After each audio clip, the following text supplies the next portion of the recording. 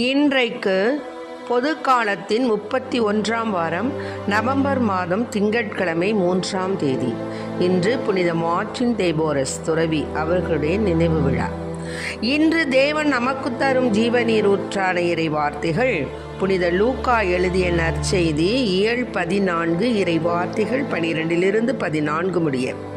அக்காலத்தில் தம்மை விருந்துக்கு அழைத்தவரிடம் இயேசு, நீர் பகல் உணவோ இரவு உணவோ அளிக்கும்போது உம் நண்பர்களையோ சகோதரர் சகோதரிகளையோ உறவினர்களையோ செல்வம் படைத்த அண்டை வீட்டாரையோ அழைக்க வேண்டாம். அவ்வாறு அழைத்தால் அவர்களும் உம்மை திரும்ப அழைக்கலாம். அப்பொழுது அதுவே உமக்கு கைமாறு ஆகிவிடும். மாறாக நீர் விருந்து அளிக்கும்போது ஏழைகளையும் உடல் ஊனமுற்றோரையும் கால் ஊனமுற்றோரையும் பார்வையற்றோரையும் அழையும். அப்போது நீர் பேறு பெற்றவர் ஆவீர். ஏனென்றால் உமக்கு கைமாறு செய்ய அவர்களிடம் ஒன்றுமில்லை. நேர்மையாளர்கள் உயிர்த்தெழும்போது உமக்கு கைமாறு கிடைக்கும் என்று கூறினார். ஆண்டவரின் அருள்வாக்கு.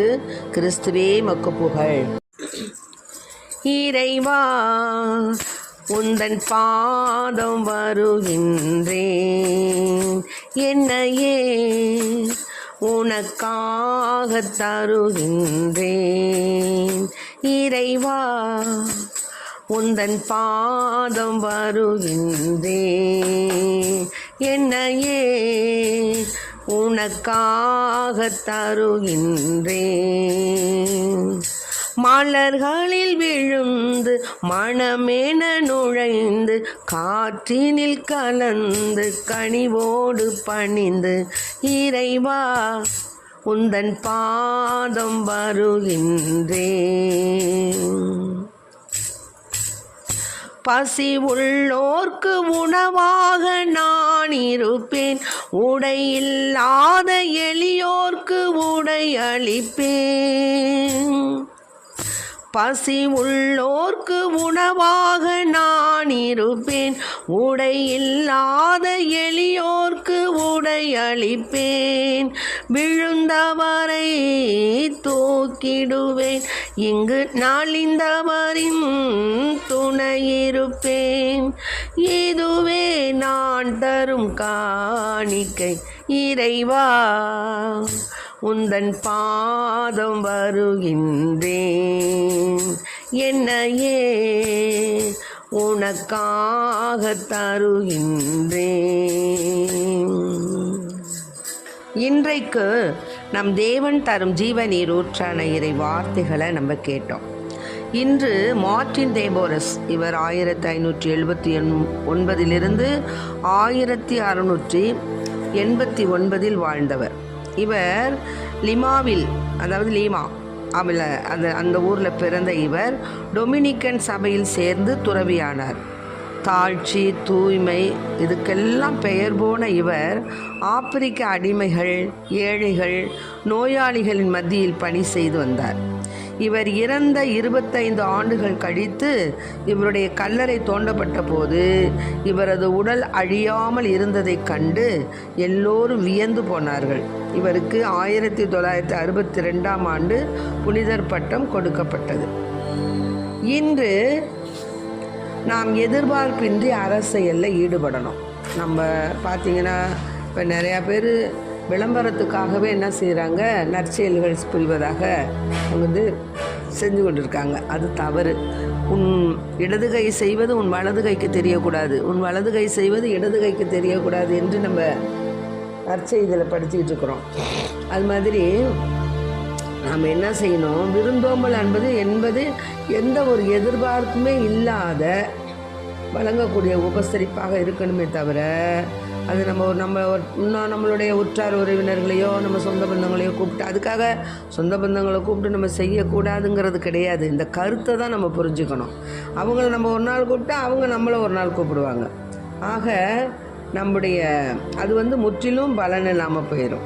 அதனால் நாம் என்ன செய்யணும், திரு அவை பரிந்துரைக்கும் இரக்க செயல்கள் பசியோடு இருப்பவருக்கு உணவு கொடுக்கிறது, தாகமுற்றோருக்கு தாகம் தணிக்கிறது, அந்நியரை வரவேற்கிறது, நோயுற்றவங்களை சிறையில் இருப்பவங்களை போய் ஹாஸ்பிட்டலில் சிறையில் சந்திக்கிறது, இறந்தோரை அடக்கம் செய்கிறது, ஏழைகளுக்கு உதவுறது.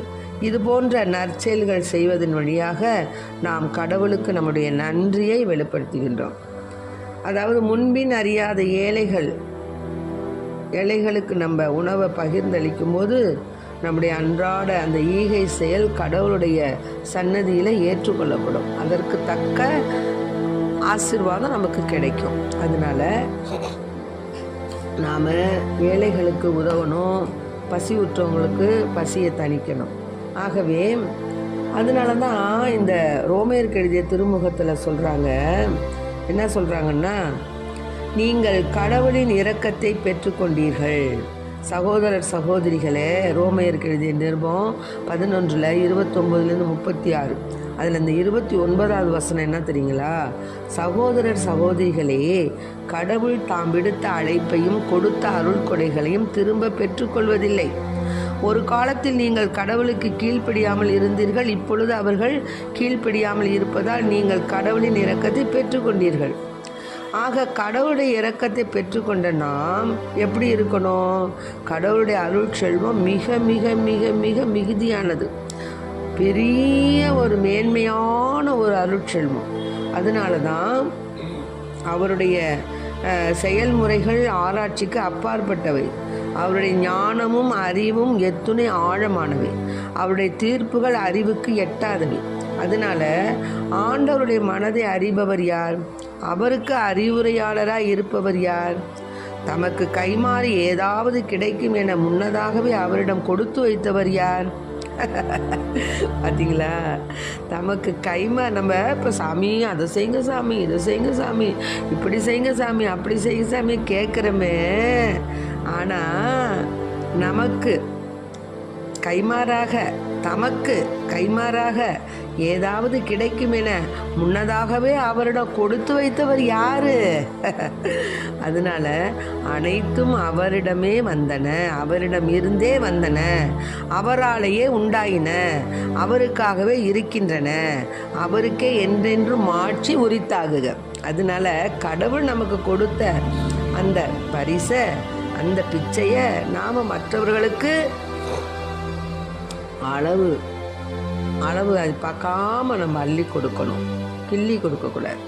ஆகவே அன்பு பிள்ளைகளை, இதை கேட்டுக்கொண்டிருக்க அன்பார்ந்த பிள்ளைகளை, நமக்கு இருக்கக்கூடிய அந்த பரிசுகளை கொண்டு விண்ணக பரிசை நாம் பெற்றுக்கொள்ள இறைவனிடம் வரம் கேட்போம். ஆமென். Praise the Lord. மரியே வாழ்க.